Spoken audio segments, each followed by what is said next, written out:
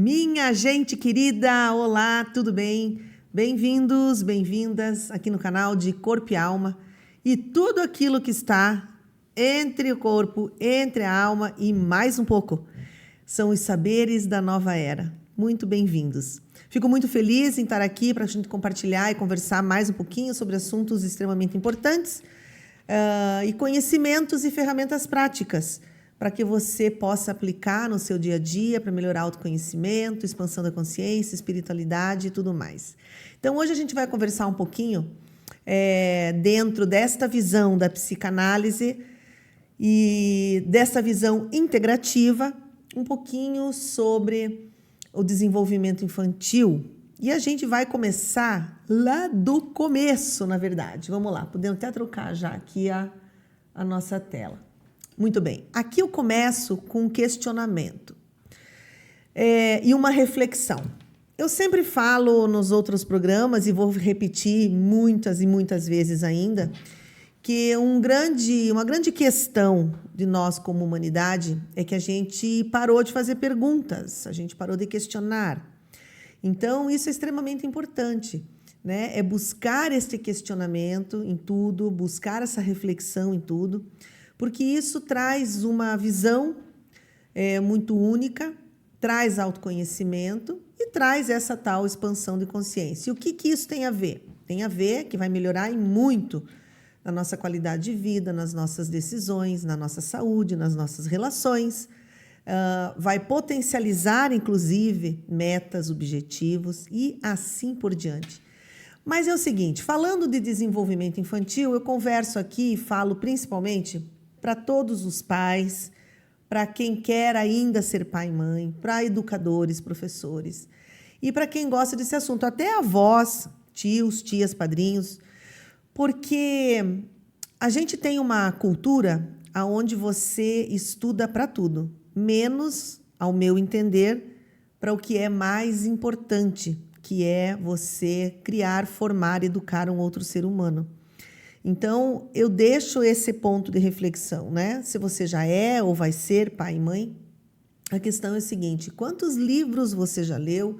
O que você foi buscar sobre o desenvolvimento infantil, sobre as suas fases? Aqui a gente vai falar um pouquinho pela psicanálise, também buscando um pouquinho de Piaget, porque vem dessa minha formação lá de trás, desde muito atrás, quando fiz magistério. Mas a vida inteira eu trabalho com criança, com jovem, adolescente, também adulto. Mas é esse lugar onde eu gosto muito e eu vejo um ponto muito sensível aí. Porque então, como eu falei, a questão é a seguinte: a gente busca formação para tudo, cursos, e quando os pais vão buscar formação, o que normalmente a sociedade oferece? Aqueles cursos de como fazer mamadeira, como trocar a fralda, como colocar para dormir, parte de decoração, enfim. Então, às vezes tem muito mais foco e muito mais importância neste momento da revelação do bebê. Mas, na verdade, será que houve, inclusive antes, um aprofundamento para entender que a gestação já está formando este ser que chega em breve?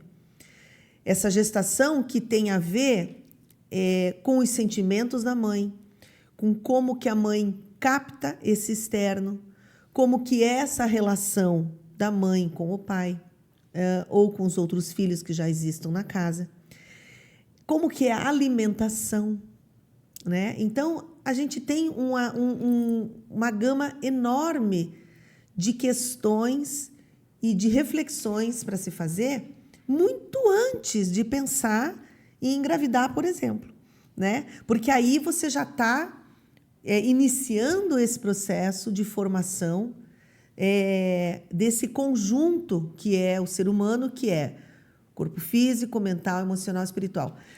Mas tudo isso já começa a ficar em registro. Então, volto à pergunta lá do começo para essa reflexão, né? Quantos livros, quantos cursos, o que você buscou, o que você entende de verdade pela questão psicossocial, psicomotora, a parte emocional, de tudo isso que envolve criar um outro ser humano, que é algo extremamente nobre, que é algo extremamente importante e que impacta a médio e longo prazo em todo o resto, né? Na nossa sociedade, na questão de trabalho, na questão dessas características todas, das gerações como um todo. Então, vamos lá. Passando mais para frente. Eu trago, então, esse conjunto, né? Para quem acompanha outros vídeos, aí, outros podcasts, então, aqui no canal, essa visão integrativa. E aqui eu trago alguns pontos só para realmente colocar de que a gente vai estar trazendo em todo esse conhecimento e neste vídeo hoje, voltado à psicanálise, à programação neurolinguística, a linguagem do corpo, a neurociência, a metafísica da saúde, epigenética, a medicina transgeracional e a neuroplasticidade. Bom, deixa eu só fazer um parênteses aqui em relação à epigenética, que é algo extremamente atual, né? São coisas onde informações, pesquisas, resultados extremamente interessantes, onde a gente sabe que alguns padrões são repetidos de geração para geração. Mas o mais interessante é que é transmitido também a questão do comportamento que vai ou não abrir o gatilho, que vai estimular, que vai fazer ligações dentro da parte genética de uma geração para outra, ligando ou desligando ou deixando dormente determinadas características físicas de doenças, por exemplo. Uma característica de uma dinâmica familiar onde existe lá determinadas questões cardíacas, por exemplo.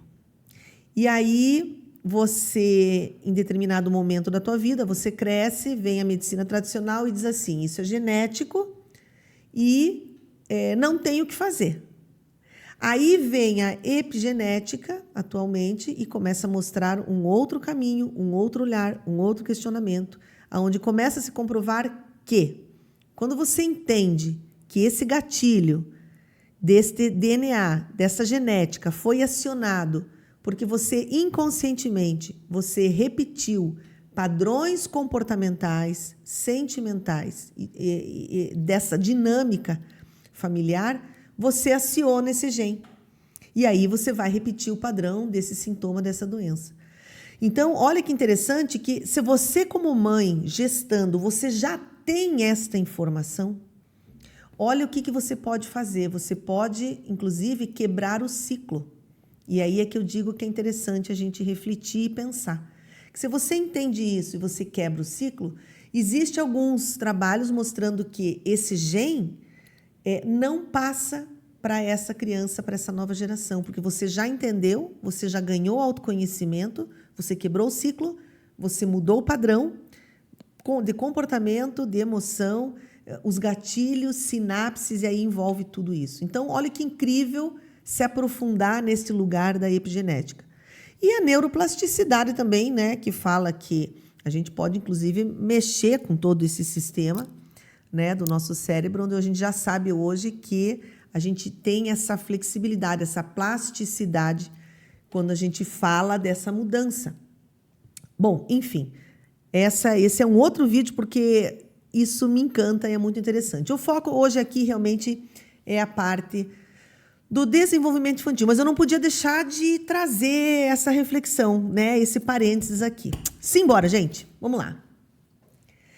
O aparelho psíquico, só relembrando, só revisando, esse desenho bem clássico, tá? Onde psique significa alma.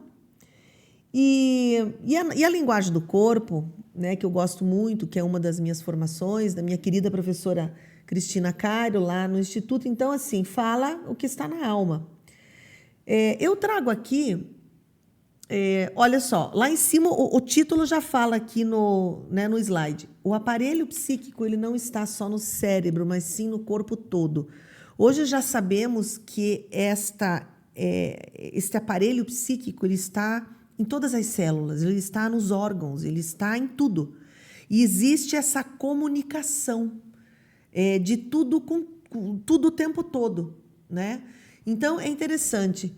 E aí, trazendo, né, para a psicanálise a questão do inconsciente, a gente sabe que nós temos aí, de maneira perceptiva, racional, apenas 5% na média do que a gente percebe, do que a gente vê sobre nós mesmos. E aí tem essa outra imensidão embaixo, que fala desse inconsciente e quantas imagens, quantas vivências, quantos traumas que talvez possam estar ali, printados em formas de imagem, carregadas essas imagens de emoções, de gatilhos, de coisas que inclusive foram recalcadas, né? E ficam ali até no sentido de autoproteção e a gente nem sabe que está ali.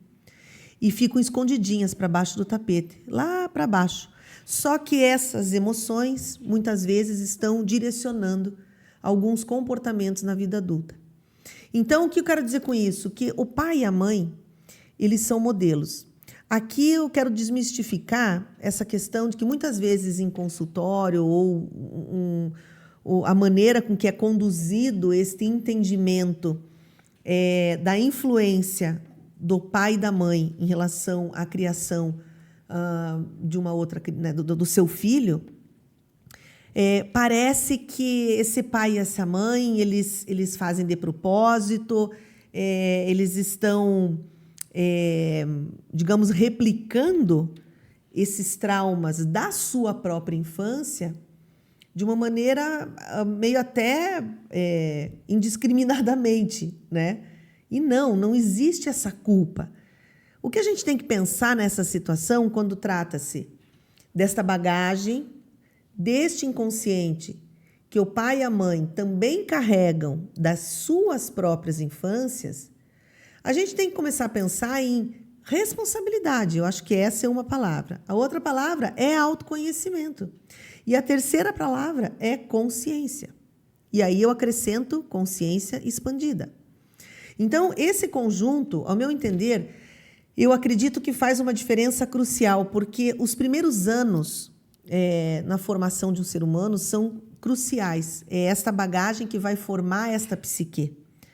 E aí, esta psique organizada, todas essas sinapses, esses caminhos neurais, toda essa organização, muitas vezes vai direcionar este futuro e vai direcionar como que você vai interagir com o seu filho, com essa criança que está chegando. E se você não tem o conhecimento desse processo, o que acontece? Você repete padrões. E aí, quando a criança, às vezes, está te testando, ela está tentando, ou ela está naquela fase por exemplo, 3, 4 anos, aquelas birras, né? Você perde a paciência, ou num pré-adolescente, que eles estão ali testando, você perde o controle porque pode abrir gatilhos destes recalques da tua própria infância, e aí vai aparecer os padrões de como que você foi educado, como que teus pais também lidaram com você e como que você lá atrás, como criança, também absorveu o mundo. Então, veja, às vezes não significa que o pai e a mãe foram irresponsáveis ou não foram bons pais. Não é esse o ponto. O ponto é que nós, como crianças, nós também temos esta maneira única, individual, singular, de absorver este mundo ao nosso redor e organizar também essa psique. Então, veja que interessante, para uma criança, às vezes uma situação pontual passa batido, não é nada. Para outra, aquela situação vira um trauma. Então, veja que, mais uma vez, eu digo que não tem a ver com bom, com mal, com culpa, tem a ver com consciência, com informação, com responsabilidade. Tá? E isso vai impactando e gerando cadeias. Vamos lá, seguindo. Muito bem. E aí, memórias. Eu acabei de falar. Nós temos vários tipos de memórias. E aqui só citando, tá? Porque eu trago esses slides como referências, até como, se vocês gostarem, coloquem lá como sugestões. André, gostei daquele slide, vamos aprofundar. A gente faz aqui um vídeo e vai aprofundando e vai trazendo informação. Aqui é como referência, mas o nosso foco hoje é o desenvolvimento infantil. Mas nós temos todos esses tipos de memória, tá? E as episódicas, as semânticas de curto prazo, longo prazo, as emoções, o sistema ativador reticular ascendente, onde aqui que eu estava falando, né, agora há pouco, onde a gente faz o filtro da realidade, a gente absorve. Então, cada pessoa vai absorver aquela realidade de uma maneira. Por isso que aquela história, aquela situação, aquela dinâmica, para uma pessoa, ela vê de uma maneira. Outra vê de uma outra maneira completamente diferente. E ali você começa a perceber padrões, características e personalidade. A pessoa que é mais pessimista, a pessoa que é mais otimista. Mas isso também fala de como foi essa infância lá atrás. Como que esses pais se relacionaram, quais foram esses traumas. Porque assim, nesse processo da infância, eu diria até, gente, que esse trauma, ele é meio... não tem como fugir muito disso, sabe? Porque... a gente não tem muito esse controle. Mas se o pai e a mãe têm estas informações, têm o autoconhecimento, uau, aí nós temos ferramentas incríveis para mediar e fazer do limão uma limonada. E aí a retina, as energias emocionais que estão na região límbica e aí por diante. Simbora, outra hora a gente aprofunda em cada um. E aí... trazendo um pouco essa questão, né, das memórias versus crenças. Então, veja que interessante isso. Respondemos às memórias como verdadeiras. As nossas memórias, vamos lá, a gente traz esta verdade em relação à nossa vida e como percebemos o mundo em relação a essas memórias. E como que nós absorvemos essas informações lá na primeira infância, e isso embasa todas as nossas crenças. Então, algumas crenças são importantes, outras crenças vão nos limitar. E aí é que eu falo que o autoconhecimento é primordial para esse processo. Temos a neuroplasticidade, e isso é possível de mudar. E fazendo essa expansão de consciência, unindo esse conhecimento que a gente está falando sobre o desenvolvimento infantil, nós temos ferramentas poderosíssimas em mãos para realmente criar os nossos filhos de uma maneira muito mais equilibrada, onde desde cedo eles já vão entendendo que eles precisam de uma autogestão, porque o pai e a mãe estão entregando essas ferramentas para que isso seja factível de acontecer. Então, é muito interessante. E aí, quando você crê realmente em algo, a gente fala, né, de que acabam sendo profecias autorrealizáveis, né? É aquilo que você emana, é aquilo que você cria. Então, o que você cria na sua realidade? Está muito embasado nessas tuas crenças. Agora, pensa, né? Pai e mãe... quais são essas suas crenças? O que você captou desta formação, desta base da sua infância, da sua educação, e o que isso é uma crença onde você nem percebe que e você está replicando inconscientemente e, muitas vezes, não consegue lidar com o desafio que essa criança traz para você, você perde a paciência, e você se perde. Aí você repete o padrão que você conhece quando você também trazia uma situação para o seu pai, para sua mãe, e eles também perdiam a paciência com você, porque é esse momento, quando perde a paciência, é como se o adulto está dizendo assim, ixi, caraca, ferrou, não sei o que fazer. Mas nesse momento eu não sei o que fazer, talvez não seria mais fácil aquela coisa assim de para, respira, vamos entender o que está acontecendo aqui, vamos entender o que eu estou sentindo, por que esta criança, o que essa criança está me pedindo, o que essa criança quer. Será que é atenção? Tem a ver com alguma carência? Tem a ver com algo que ela não está conseguindo externar?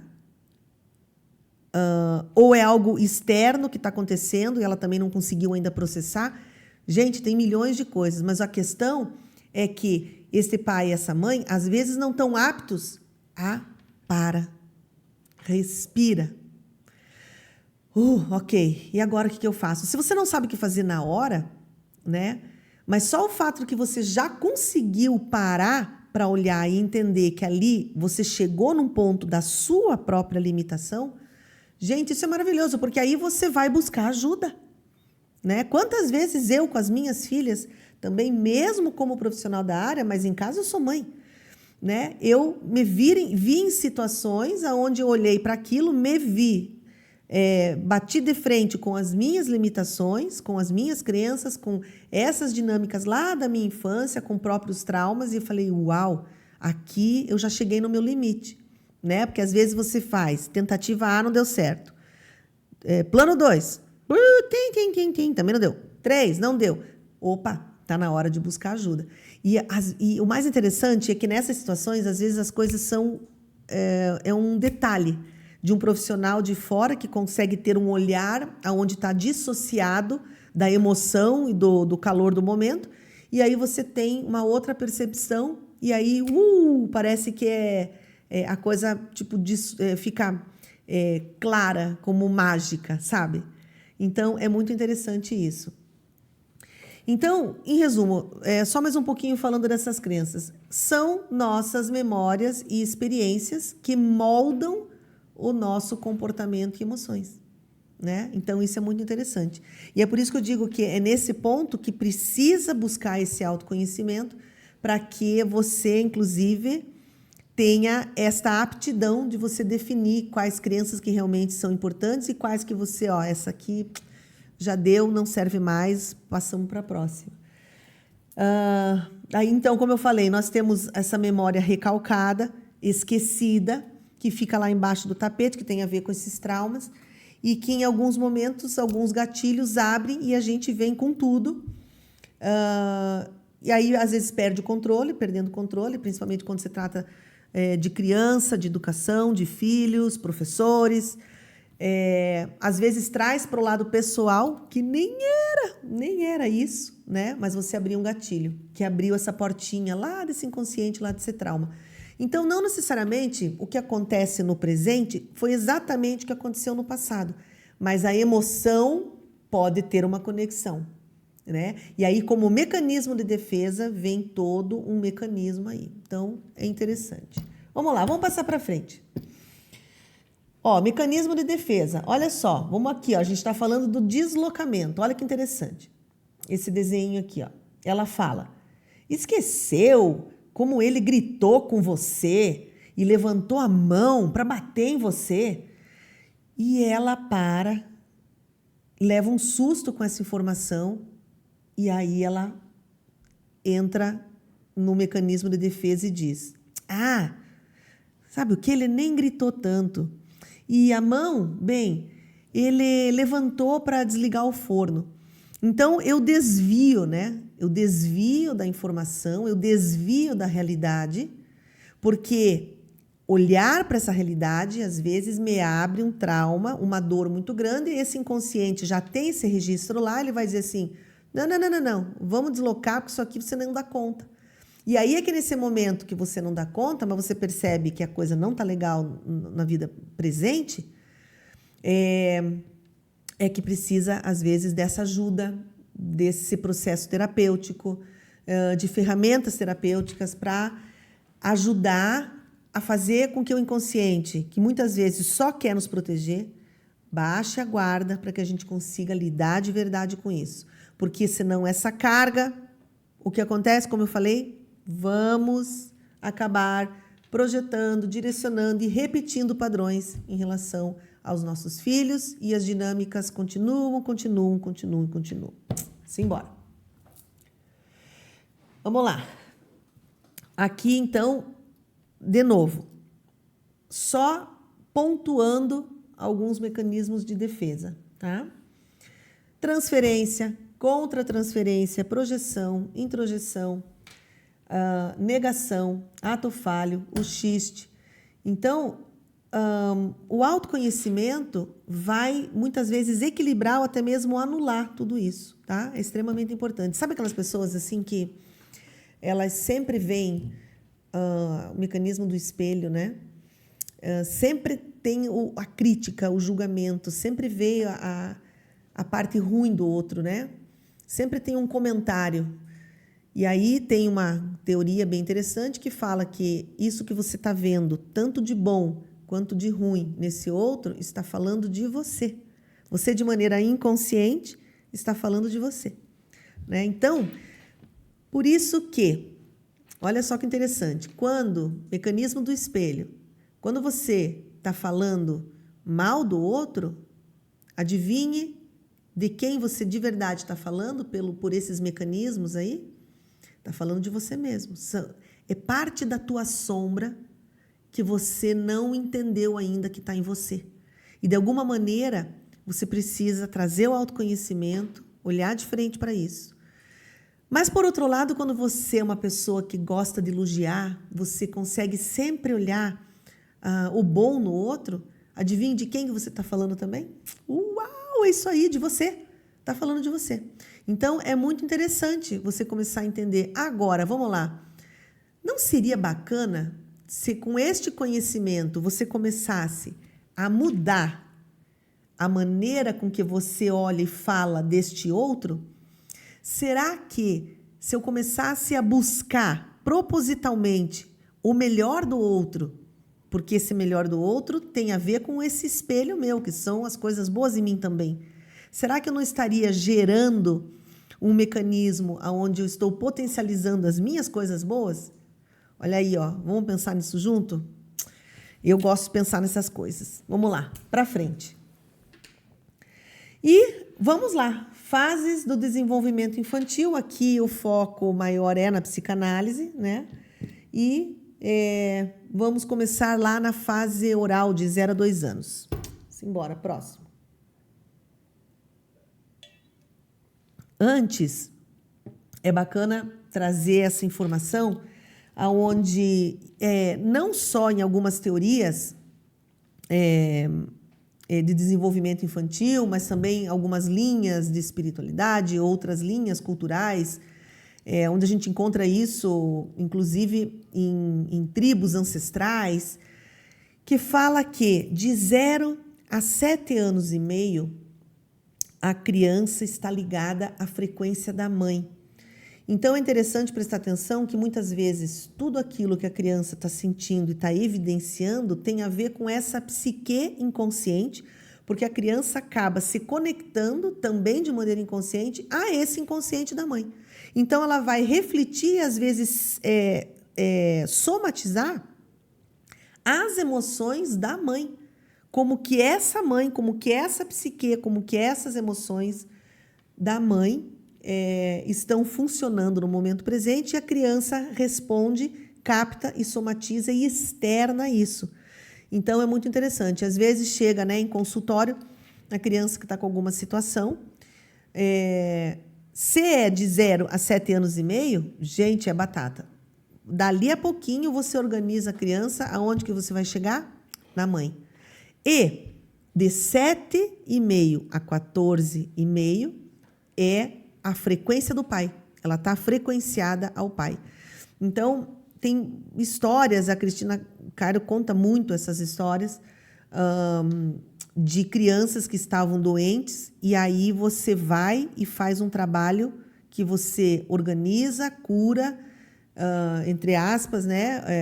Você traz para a consciência o autoconhecimento, a autogestão por parte dos pais, eles equilibram as energias, a psique, aquilo reflete no corpo e vai refletir aonde? Vai refletir nessa criança. E aí a criança melhora. Então, é muito interessante. E assim acontece, lembrei agora também, inclusive com os animais, né? Para quem gosta também desse tópico, é muito interessante, né? Que os animais também captam do dono essas frequências. Que são campos, né? Antigamente, quando a gente falava disso, parecia algo muito esotérico, muito magia, muito holístico, no mau sentido. E hoje já não é mais assim, tá? Hoje, cada vez mais, a gente tem tecnologias e a gente começa a entender que isso é real, essa frequência, esse campo e essa conexão, ela existe, tá? E isso já está e vai gerar ainda mais muitas revoluções nesse sentido. Simbora. 0 a 2 anos. Então, é a fase oral. Nesse começo, tem... Mas olha, gente, cada fase dessa dava aí um vídeo. Mas vamos focar nos pontos principais para entender o básico, pelo menos, tá? É esse lugar da mamada, é esse lugar onde essa psique está sendo formada com uma intensidade gigantesca. E de 0 a 2 anos, a estrutura que fala de proteção, de amparo, de segurança, está sendo formada neste momento. E para que isso aconteça, eu preciso passar isso para a criança como? Na mamada. Então, esta mamada, ela tem uma importância muito grande. Tem que ser olho no olho, tá? E aí nós temos, por exemplo, hoje, situações onde a mãe está dando de mamar, e não importa se peito ou mamadeira, tá? Mas é a questão da conexão, tá? Não só energética, mas sim do olhar, porque essa psique, esse cérebro, essa sinapse, elas estão que nem uma esponja captando essas informações pelo olhar, pela feição dessa mãe. Ela precisa sentir que essa mãe realmente está ali para ela. E aí, você tem mãe que está vendo televisão enquanto dá mamada, está mexendo no celular. Tem mãe que joga paninho em cima do rosto da criança. Tem mãe que está dando de mamar, caminhando no shopping com os peitos de fora e andando. Gente, a cada maluquice que a gente vê. E esse desequilíbrio e essa impossibilidade dessa criança realmente estar organizando e construindo, tá, essas sinapses importantíssimas, essa psique, vai gerar, por exemplo, problemas de obesidade lá no futuro. Tá? Então, eu até tenho um artigo que eu escrevi, um artigo científico sobre isso, vou deixar à disposição nas redes sociais. E é extremamente importante, sabe, entender e olhar para isso. Tá? Às vezes, a pessoa passa uma vida inteira onde ela é magra e lá na frente vai desenvolver a obesidade porque abriu algum gatilho, alguma perda emocional, algum processo de luto, algum divórcio, alguma situação assim que vai abrir este gatilho que fala de segurança, de proteção. E aí o corpo vai dizer, opa, vai abrir esta conexão e aí você engorda, porque a gordura significa essa capa protetora, né? Então, a gordura protege, é só ver a questão do urso, né? No reino animal. Mas, enfim, então,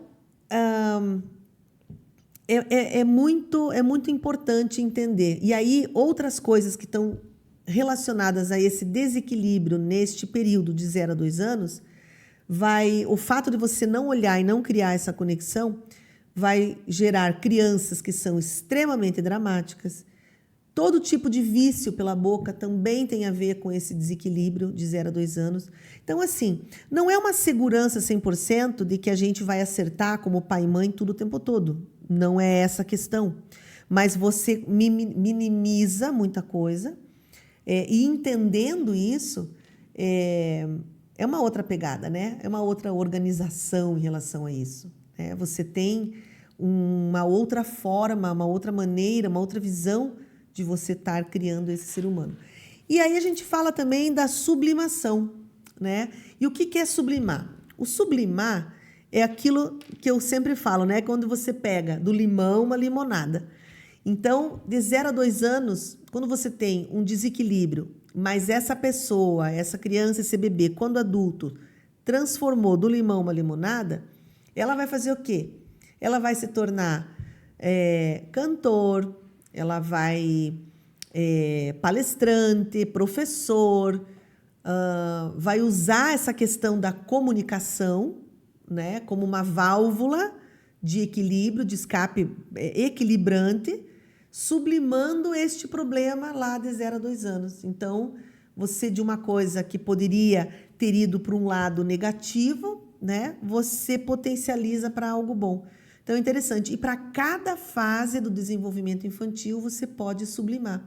Agora, veja, você, pai e mãe, se você tem esse conhecimento, você já pode organizar e propiciar para essa criança, para o seu filho, determinadas condições de sublimação, né? Quando você já percebe que tem ali algum desequilíbrio ou que, por algum motivo, essa criança captou de uma maneira não equilibrada. Então, é bacana pensar nisso. Dentista, cantor, palestrante, professor e assim por diante. Vamos lá, próxima fase. A fase anal, de 2 a 4 anos. Então, aqui a gente está falando de controle do esfíncter, onde a criança aprende a segurar o cocô, o xixi. Ali perto dos 2 anos, tira a fralda. Hoje, essa fase, quando a gente fala, é mais ou menos, porque as crianças já estão mais adiantadas. Então, às vezes, isso é um pouquinho antes, tá? Onde esse cocô é o primeiro produto, onde ela olha para aquilo e fala, caraca, a primeira coisa que eu fiz sozinha. Já vou falar algo sobre isso. E a sublimação são depois cozinheiros, padeiros, maquiadores, pizzaiolos, jipeiros e assim por diante. Então, olha só, um pai e uma mãe informado, sabe dessas informações, tem essas ferramentas, entende, foi lá, buscou, se informou, desenvolveu tudo isso. Aí o bebê está lá aprendendo a controlar o esfíncter e faz lá o primeiro cocô. Ele se depara, o bebê, a criança, se depara com aquela primeira superprodução dele e vai brincar com aquilo, porque ele entende, estou dando um exemplo, ele entende que aquilo é algo importante, que é dele. Aí, às vezes, ele pega, ele brinca com o cocô, ele passa na parede, já teve isso, às vezes isso acontece direto. O pai e a mãe chegam e dão de cara com aquela situação. Se o pai e a mãe não têm esse conhecimento, pode acontecer de haver um belíssimo de um trauma nesse momento e uma trava nessa fase aqui, aonde, meu Deus do céu, que sujeira, que porcaria, o que você está fazendo, que coisa mais nojenta. Aí a criança vai olhar para aquele pai, aquela mãe surtado, que não tem conhecimento, não tem informação, vai pensar o quê? Uau, cara, não agradei meu pai e minha mãe. Então, essa minha primeira produção não foi acolhida, não agradei, né? Então, ele vai começar a duvidar depois, como adulto, né, de que ele não é bom o suficiente, que ele não consegue produzir o suficiente. Fora que também pode gerar, inclusive, questões de retenção depois de intestino preso, porque não lida com processos, enfim. Mas olha só, gente, esse exemplo que eu trouxe, né? Como é importante. Um detalhe tão pequenininho e traz um impacto tão grande. E entre aspas, um simples conhecimento como esse pode mudar completamente o processo psíquico e comportamental depois na vida adulta. Se torna uma pessoa segura. Seu pai e a mãe chegam de uma maneira tranquila e falam, né? Nossa, parabéns, que legal, você... E explica aquilo de uma maneira amorosa, de uma maneira consciente, né? Depois, inclusive, dá massinha para a criança brincar. Muda tudo, completamente. Vai ser um adulto empoderado, um adulto que vai ter orgulho do que ele faz, do que ele entrega, né? E vai ter essa segurança, essa iniciativa, e por aí vai. Vamos lá, passou. Próxima fase. A fálica, dos 4 aos 6 anos de idade. É aqui que se desenvolvem as perversidades. Então, é uma fase onde, equilibrado, nós temos a questão do alta capacidade criativa, né? Você tem uma sexualidade positiva, equilibrada, né? A palavra equilibrada eu estou usando pra caramba hoje, mas é que ela tá no contexto, né? Agora, a bagunça nessa fase vai trazer várias perversidades É aquela criança onde depois, como adulto, ela é extremamente exibicionista, é aquele ego exacerbado. E isso acontece como?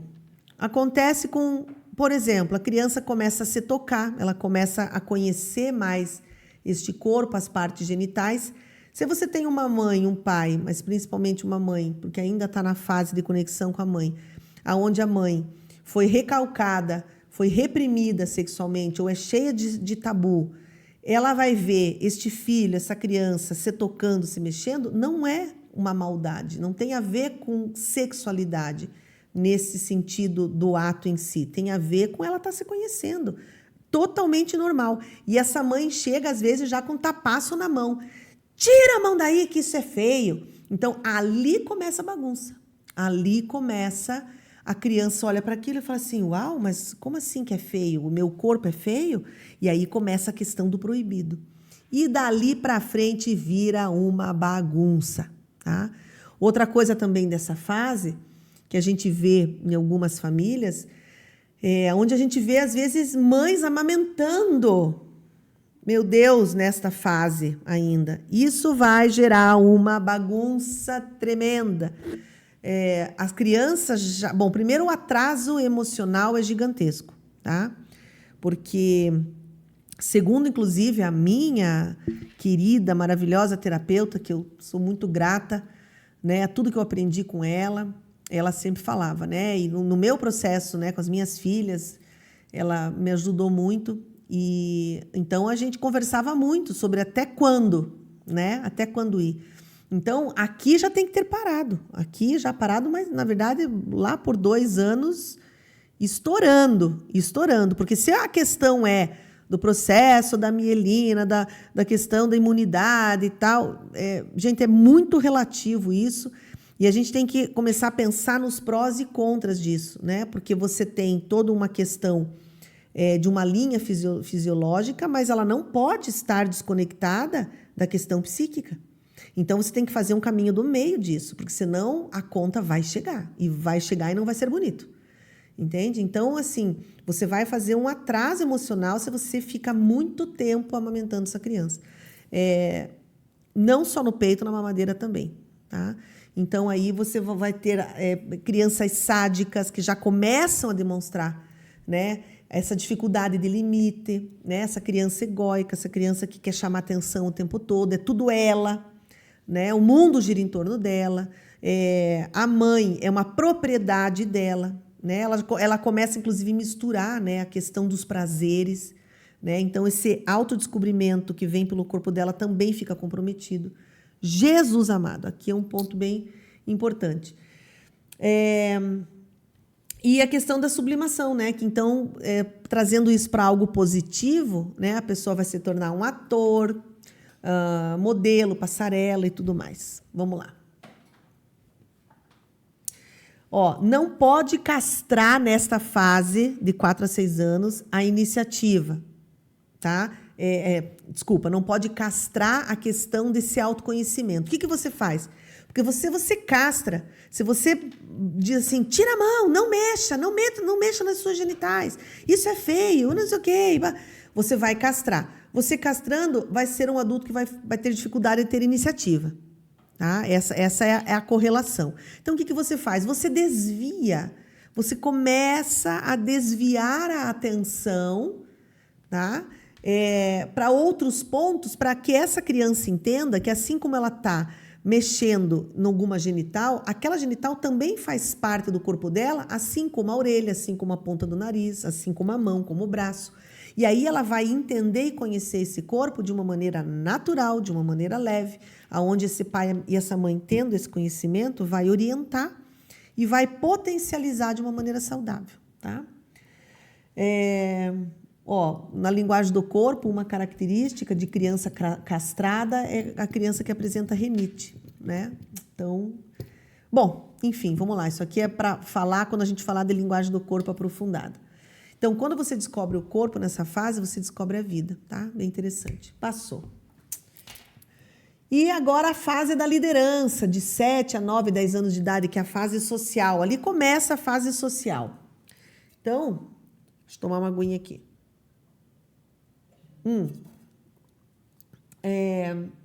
E aqui começa a aparecer as outras fases, se elas foram equilibradas ou desequilibradas.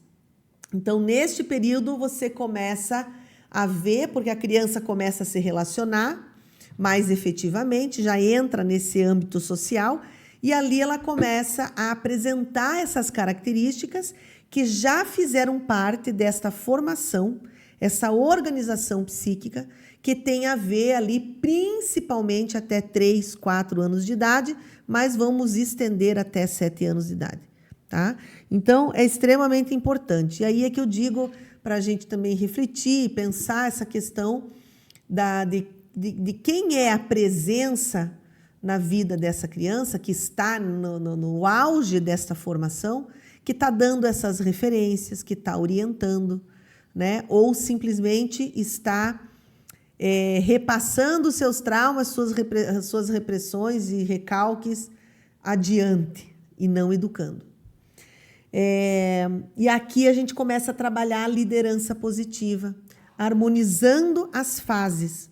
Então, você tendo a consciência, ou você tendo um profissional que tem essa consciência, um professor, um terapeuta, um mentor, o pai e a mãe, né, que seria sonho de consumo, você vai entendendo, harmonizando, aparando as arestas e vai gerando neste pré-adolescente, nesse adolescente, a liderança, a autogestão, o autoconhecimento, já começa dando a possibilidade de criar relações equilibradas. Aí as decisões são mais acertadas, é muito interessante. E é aí que nessa fase também é onde tem a questão do Édipo, que é também uma outra, né, teoria psicanalítica, onde copia o pai para a mãe olhar, no caso do menino, e a menina, às vezes, também pode imitar o pai. Quer dizer, começa esse jogo, sabe? De você chamar atenção do pai imitando o comportamento, eu imito o comportamento do meu pai para chamar a atenção da mãe, ou eu imito o comportamento do meu pai como menina para que a minha mãe também olhe, porque eu percebi que a minha mãe olha para o meu pai. Então, é interessante também esse momento aí nessa fase do desenvolvimento. Vamos lá, para frente.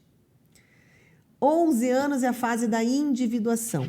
Então, se a criança nessa fase ela não vai para o mundo social e seu caminho é tortuoso, é difícil, ela se isola, opa, aí ó, pip, pip, pip, pip, sinal de alerta, tá?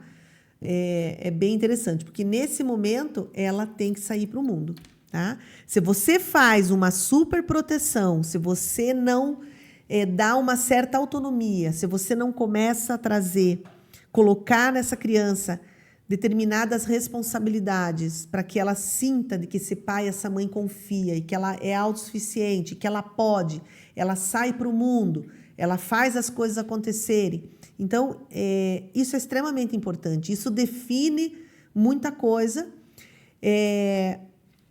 E se você está percebendo que isso não está acontecendo, aí é um sinal de alerta bastante interessante. Então, esse pai e essa mãe, nessa fase de 11 anos, tem que propiciar essa saída para o mundo, sabe? Claro que de uma forma segura, né?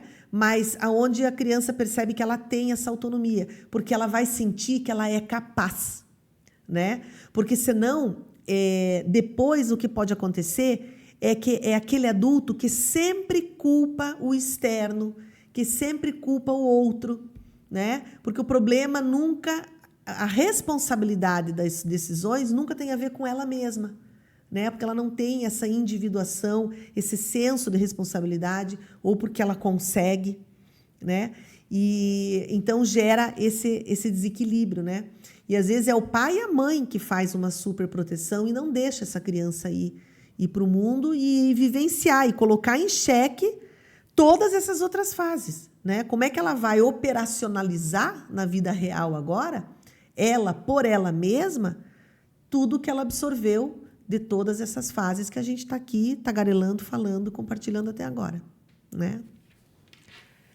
Então, ela se desprende dos pais, tá? Ela tem que ter iniciativa, ela tem que ter amigos, ela tem que ter um eu, tá? Então, é uma fase bem importante. Passando. E a adolescência, né? Onde é aquela coisa, não sou nem criança, não sou nem adulto. E todo adolescente briguento tem um déficit lá na individuação, na fase anterior. Então, não encontrou a individuação, não encontrou o seu centro, ela não consegue perceber ela por ela mesma, né? E aí tem esses desequilíbrios, então não encontrou a si. Então, observações que eu coloquei aqui, até coisas importantes. Até 2 anos de idade, é importante que fique com a mãe. Essa mãe, ela traz referências e a possibilidade dessa organização psíquica bem importante. A escola, de preferência, depois dos 4. Até 7, eu tenho que ensinar inteligência emocional. Não seria legal se a gente tivesse nas escolas? Teve um outro programa que a gente gravou, né, que falou de que legal que seria que se tivesse, por exemplo, trabalhos de respiração, meditação, essa autogestão, né, dos estudantes, das crianças, acontecesse, né, para que houvesse foco, autoconhecimento. Então, é isso, é você trabalhar a inteligência emocional, é você, até os 7 anos, você ensinar para a criança o que ela está sentindo. Porque se seu pai e a mãe não ensinam, por exemplo, ela está muito braba, mas ela, na verdade, não entende direito por que ela está braba, ela nem sabe o que é estar braba. E aí você tem um pai e uma mãe que estudaram, que tem essa informação, que tem essa consciência e vai chegar e vai conversar com essa criança, não vai brigar, não vai castrar, não vai pôr de castigo, não vai dar bronca. Ou esse pai e essa mãe não vão repetir os padrões deficitários desta geração lá atrás que não tinha esse conhecimento. Não, você vem com uma outra consciência, né? Pais e mães responsáveis que se conhecem e que ajudam essa criança a entender esses sentimentos, a nomear esses sentimentos, e isso faz com que essa criança, depois como adulto, seja uma criança empática, mais sociável, mais compassiva, não só com os outros, mas também com si mesma. É muito legal isso. E falar das emoções alheias aos 14 anos. Então, após os 14, né, ou de 7 até os 14, mas é você fazer com que essa criança perceba o mundo de uma maneira equilibrada. Então, eu entendo que o meu amiguinho ficou triste e que talvez ele tenha ficado triste por alguma ação que eu fiz. E aí essa criança está apta para entender. E aí ela não vai dar chilique, ela não vai ter comportamentos desequilibrantes, né?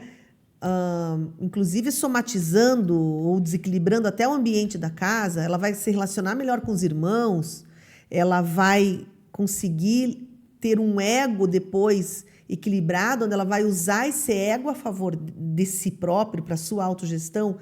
E, gente, olha, tem tanta coisa legal quando você organiza todas essas fases e você começa a juntar um pontinho com o outro, com o outro, com o outro, quebra-cabeça completo, e aí você olha e fala, uau, cara, como isso é importante. E uma outra sugestão que eu deixo também é para buscar informações sobre os setênios, tá? Isso é bem bacana, isso também é para um outro momento, e eu indico a live e o vídeo da Cristina Cairo sobre os setênios, tá? Que é a minha referência. Vamos lá. E agora, para a gente finalizar, essa pincelada sobre as crianças, os jovens e os adultos da nova era. A gente tem falado muito, né? Acho que escutando muito, né, desse momento, onde a gente está passando por muitas transições, muitas transformações, e a gente já percebe que essas crianças que estão chegando agora, elas têm características diferentes, elas estão se demonstrando diferentes, inclusive com uma consciência e uma percepção de vida diferente. Tem vários vídeos interessantíssimos, onde você vê crianças, às vezes de 4 anos, exímios tocadores de piano, né? Elas trazem informações, enfim, eu quero falar um pouquinho sobre isso. Vamos lá. Então, saindo um pouquinho do campo da psicanálise, aqui a gente entra numa questão um pouco mais espiritualista, uma questão mais energética, que daí é um outro campo, mas que eu vou, né, abrir esse parênteses aqui para a gente deixar registrado aqui também, né? Então, fechamos a parte ali de psicanálise e falamos de que essas crianças de luz, essas crianças da nova era, uma das características é a cor que elas têm na aura, a energia delas, né? Os aparelhos de medição, os Kirlians, captam essas cores, essa irradiação. É muito interessante. E essas crianças da nova era são as crianças pós-guerra, tá? Então, aqui, ó, vamos lá. Vamos ler aqui que é mais fácil para a gente passar para o próximo. É uma energia que nos obriga a questionar as coisas, a mudar a forma como procedemos e até a forma de vivermos. Nós temos crianças índigo, crianças cristal, criança arco-íris, crianças, enfim. Mas um ponto aqui é importante. Se essas crianças estão chegando, são crianças chamadas das crianças da nova era. Essas crianças têm a capacidade de fazer grandes transformações, grandes mudanças. E o que a sociedade, a cultura, o sistema está fazendo com essas crianças? Está encaixotando, está aprisionando praticamente, eu chego ao ponto de dizer que está aprisionando a alma dessas crianças com essa questão dos games, das mídias sociais, porque estão sendo mal orientadas, muitas vezes porque os pais não estão presentes ou não têm essa informação. E essas crianças estão sendo orientadas e formadas por um telefone, por uma tela. E estão deixando de viver a vida real, né? Então, veja que não estou generalizando, mas é algo a refletir e a gente a pensar sobre isso, né? Que se essas crianças vieram realmente para transformar o mundo para um mundo melhor, mais consciente, mais equilibrado, com maior cuidado em relação às relações, à natureza. Gente, é de tudo, com mais amor. Como que elas estão sendo acolhidas? Como que é essa realidade delas, né? Como que elas percebem este mundo e como que elas estão projetando e externando esta habilidade até energética e espiritual que elas têm.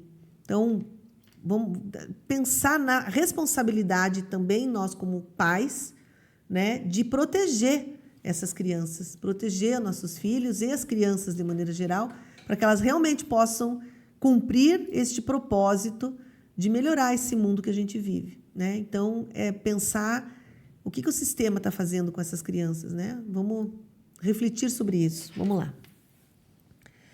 E a criança índigo é aquela criança que ela questiona ordens, né? Ela é mais rebelde, ela é mais revoltes, né? No bom sentido. Então, ela é questionadora, ela sabe de muita coisa, ela traz muita informação e ela é meio que uma líder nata, né? Comunicativa. E eu acho, como eu falei lá no começo do vídeo, que a gente está precisando muito dessa coisa da gente começar a questionar mais, né? A gente acha que só porque está na TV é correto. Puxa vida, gente, vamos acordar. Cara, não é mais assim faz tempo.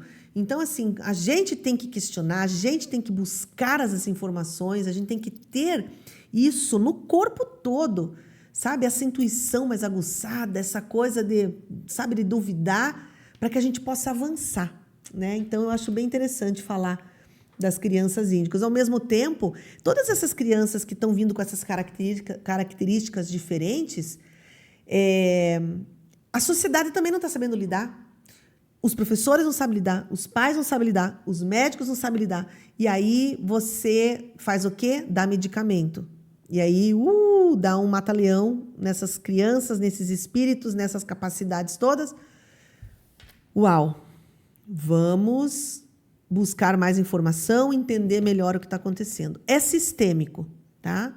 Alguns sintomas e algumas características têm a ver, inclusive, com alimentação, com hiperestimulação em relação a telas, uma série de outras coisas. Mas também tem o fato de que são crianças diferentes, tá? Que já vêm com uma psique diferente, essas características todas. Vamos para a próxima.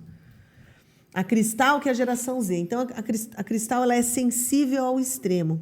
Ela se entristece, referente a temas sobre violência, desamor, avareza, mentira, inveja. Ela é sensível a tudo isso, né? É aquela criança que, às vezes, ela fica mal porque ela viu um cachorrinho sozinho na rua num dia de chuva. Essa criança ela vai ficar arrasada porque ela é empática, ela é extremamente empática. Então, como que a gente lida com isso, né? Como que a gente equilibra isso? E as crianças consideradas cristais ou pertencentes à geração Z começaram a nascer a partir de 2000, talvez um pouco antes disso. As crianças são extremamente sábias e vieram com o objetivo de evoluir a compreensão dos humanos. Elas vieram trazer mais sensibilidade para o espírito guerreiro dos índigos. Então, a cristal equilibra o índigo. E o índigo equilibra a cristal. É bem interessante essa conversa das duas características. Vamos lá, Matheus. Seguindo, boa, índigo e cristal. Então, eu acabei de falar. Esse equilíbrio, né? O índigo vive mais para fora, no sentido dessa percepção, desse questionamento, né? Ele vai revolucionar. E o cristal, ele é mais para dentro, ele é mais intuitivo, ele é mais perceptivo. Então, são os dois contrapontos, dois extremos que se complementam e equilibram. E harmonizam. As arco-íris. Arco-íris é interessante. Eu achei essas duas definições aqui, né? Onde o bebê arco-íris, ele vem depois de uma mãe que acabou perdendo o bebê. E aí, depois, às vezes, de muitas tentativas, esse bebê vem. E esse bebê ele vem para trazer essa esperança. E é esse bebê que as pessoas têm chamado de bebê e crianças arco-íris.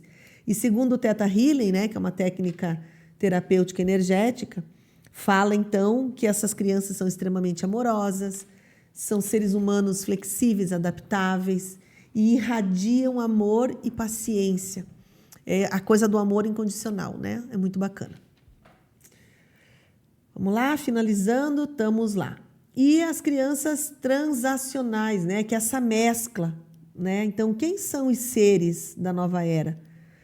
E aí nós temos várias definições. É interessante, eu gosto de buscar essas informações, de estudar um pouco mais, de trazer um olhar por esse lugar mais espiritual, mais energético, né? Então, olha, nós temos as definições, né? Índigos, cristais, arcobaleno, esmeralda, fúcsia, diamante. Às vezes o pessoal viaja um pouco e pira um pouco, concordo, entendo, mas vamos buscar boas referências, né? De pessoas realmente que estudam e que trabalham com essas crianças, porque muitas vezes esses profissionais podem ajudar, às vezes, a gente em casa que está com alguma dificuldade, que a gente percebe essas características dentro de casa nos nossos filhos, e entendendo de uma maneira sistêmica todo o processo, puxa, pode ser um start muito interessante para a coisa ficar bem harmoniosa dentro de casa, né, no lar, com todo mundo. E então, essas crianças da nova era possuem uma orientação cerebral direita. Então, são criativas, imaginativas, intuitivas, são muito inteligentes.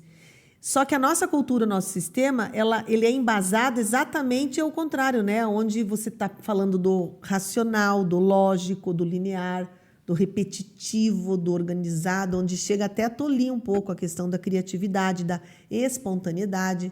Né? Aquela criança que levanta a mão, que tem sempre uma pergunta, daí o professor fala assim, não, agora não é hora de pergunta.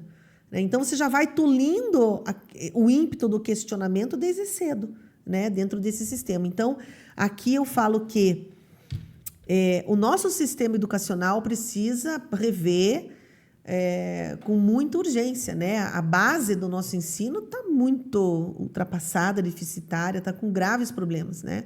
Mas principalmente por esse olhar, né? Onde a gente deixa de estar desenvolvendo características importantes dessa geração que está se apresentando. E aí, por isso que os professores, muitas vezes, têm uma dificuldade enorme, porque o ensino vai ficar cada vez mais chato, aonde não vai, cada vez mais demonstra-se de que não vai funcionar.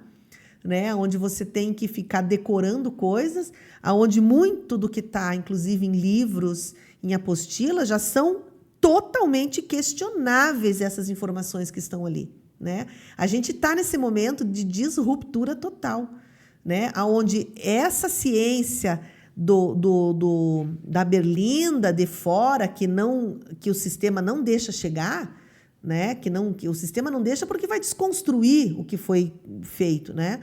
Então, isso a gente já está tendo acesso, né? A gente já está tendo acesso a outros meios, a outros grupos, a outros estudos, né? E isso já está criando uma revolução e que, no meu ponto de vista, eu vejo que é extremamente importante. E a educação é um desses pilares, né? Que precisa urgente se modernizar e olhar para a real necessidade dessas novas crianças, dessa nova era, tá? Vamos lá. E agora? O que fazer? O que muda? Como é que fica essas dinâmicas familiares? Bom, vamos lá. Falando de tela, que é a imagem que está ali. Então, a tecnologia é algo super legal, super importante, mas eu vejo que esta própria falta de autoconhecimento e de questionamento faz com que a tecnologia nos use, né? E não ao contrário, porque o que a gente tinha que acontecer é que a gente deveria ter conhecimento suficiente, inclusive bancar dentro de casa, muitas vezes, ou não para os nossos filhos, né, em relação às telas precoces, e fazer com que essa tecnologia seja usada a nosso favor.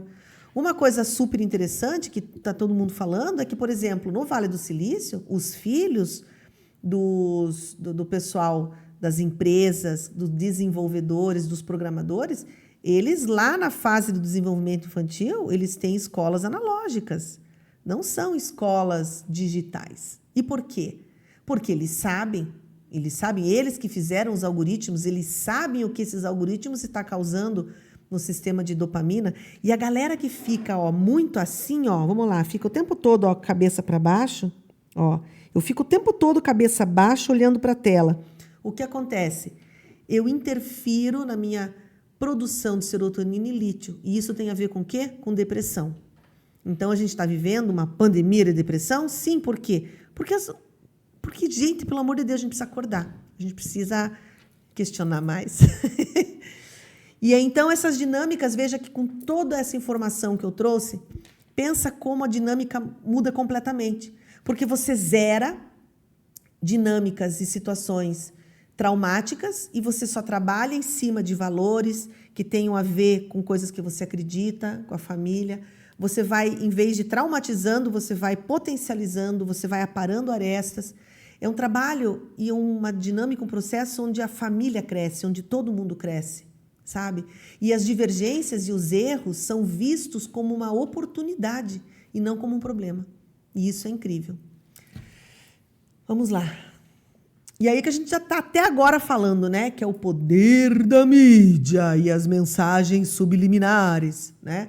Então, isso é um assunto também que eu gosto muito de aprofundar, que aí é onde a gente entra mais tecnicamente na questão da programação neurolinguística, tá? Como que a gente está sendo programado, manipulado e usado o tempo todo sem nem ver, sem nem saber. Então, isso é algo também para a gente começar a buscar informação e dar uma virada nesse jogo aí. Próxima tela. E aqui as reflexões, né? Então, como eu trouxe, o papel da escola. Qual foi o real objetivo da era industrial? O que eles queriam de verdade? Olha, gente, tem muita gente falando sobre isso com propriedade, tá? Esse sistema serve para quê? Nós estamos tendo um consumo consciente de tecnologia? Essa criança que fala, mas não sabe conversar. Como é que a gente trabalha limites? Como é que a gente diz não? E quais as opções? Qual o papel da arte neste processo todo? educacional e na criação e formação de um ser humano. A questão da natureza, né? A questão hoje desse assunto sobre déficit de atenção, sobre autismo, aonde a gente já tem alguns casos, por exemplo, de autismos totalmente zerados através de uma mudança alimentar. Porque esses seres, esse corpo não está mais aceitando essa alimentação lixo que a gente vê hoje. Entende? Aonde um lanchinho é um pacote de salgadinho, é um pacote de bolacha recheada, é um suco onde você está tomando açúcar, aonde a gente sabe que açúcar vicia mais que cocaína. Então, essas crianças não estão mais aceitando isso. E quem sabe, às vezes, esses sintomas que são laudados, né? Pode ser que esse laudo seja nada mais, nada menos do que um desequilíbrio e um sintoma de um outro tipo de desequilíbrio. Então, tem bastante coisa para a gente refletir sobre isso. A questão de outros assuntos também interessantes para trabalhar, refletir. O bater para educar, o castigo. Será que o castigo é válido?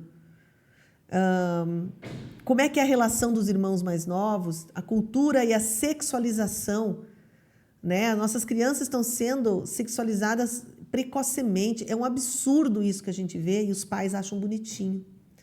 Né? Tem muito pai e mãe que estão expondo seus filhos nas redes sociais, colocando saltinho, roupa de adulto e etc, etc, e as danças e as músicas, porque acham que vão ficar ricos na internet, ou querem um like, ou porque acham bonitinho e não tem consciência, e às vezes nem estão fazendo por mal. Mas temos que começar a pensar sobre isso. Então, esses novos seres, quando eles se deparam com essa loucurada toda, eles entram em desequilíbrio. Muitas vezes eles vão... essa sensação de se sentirem totalmente deslocados e perdidos, eles acabam indo para a droga, para vários tipos de vícios. Então, é um conhecimento sistêmico para que a gente realmente possa entender esses seres da nova era e nós, como pais ou futuros pais, possam realmente ter uma consciência diferenciada e fazer diferente, com mais propriedade, né? Com mais responsabilidade. Vamos lá, finalizando. E aqui os tópicos importantes. Aqui tem muitos tópicos importantes, né? Então, coisas para a gente... que eu já falei no outro slide lá, né? Então, a relação de boas maneiras tem a ver, então, com o estudo, alimentação, as relações. Usar frases positivas com seus filhos, com as crianças, que você consegue. Eu aceito você como você é. Eu tenho muito orgulho de você. Em vez de você mimar, de você super proteger, né? Então, são os opostos. Ensinar gratidão, né? Porque, gente, olha, é incrível como eu vejo adolescentes e crianças que não são gratos pelas coisas, não tem nem essa consciência, né? Porque a família não tem isso, né? Dê responsabilidade desde cedo. Dizer também para a criança que os pais amam a companhia dela, né? Mas muitas vezes os pais ficam no telefone, né? Então a criança vai repetir o padrão. Falhar faz parte da vida, então você está ensinando de que o erro não é um problema, o erro é uma oportunidade. E aí essa criança não vai ficar frustrada porque ela errou, ela vai tentar de novo, ela vai aprender com aquilo e vai fazer diferente, ela vai vencer, ela vai prosperar. Dizer que você é muito corajoso para o teu filho, para a tua filha, para as crianças, para os alunos. O não versus conquistar o que quer. Né? Então, os pais têm muita dificuldade de dizer não. Tá? E aí, essa dificuldade está criando jovens, crianças perversas, com desequilíbrios graves, né? Onde a criança não se sente, inclusive, protegida, porque o não é um não amoroso, é um não que vai trazer proteção. Mas e qual é o ponto disso? Né? De você usar esse não para dizer assim, ó, vai atrás, conquista, argumenta, né? E eu te amo. Filho, filha, eu te amo. Meninas, minhas duas princesas, minhas queridas, a mãe ama vocês. E dizer muito isso, criar como algo natural dentro de casa, né? Eu amo vocês. Vamos lá, fechando. E é isso. Nós somos seres divinos, Somos mestres de nós mesmos, acreditem. E Deus é luz em nós. Então é isso, gente. Muito obrigado por esse tempo. Se você chegou até aqui, fico muito feliz. Fico super à disposição se você quiser trocar uma ideia, quiser conversar um pouco mais, quiser sugerir algum outro tema. Deixa aqui, manda um direct. Você quer levar essa palestra para a tua empresa, para a tua escola, para um grupo? A gente vai ter um workshop agora, dia 23 de novembro, falando sobre tudo isso, eu e a profissional Lisiane. Se quer levar isso também num outro momento, gostou? Acompanhe a gente lá nas redes sociais, que várias outras datas a gente também está propiciando esse tipo de conteúdo, porque a gente acredita que isso é um propósito de vida, né? Que dessa maneira a gente pode melhorar o mundo e fazer com que nossos filhos, nossas crianças, essa nova geração venha com a força de que é capaz, que a gente sabe. Bom, valeu, um beijo, até a próxima. Fui!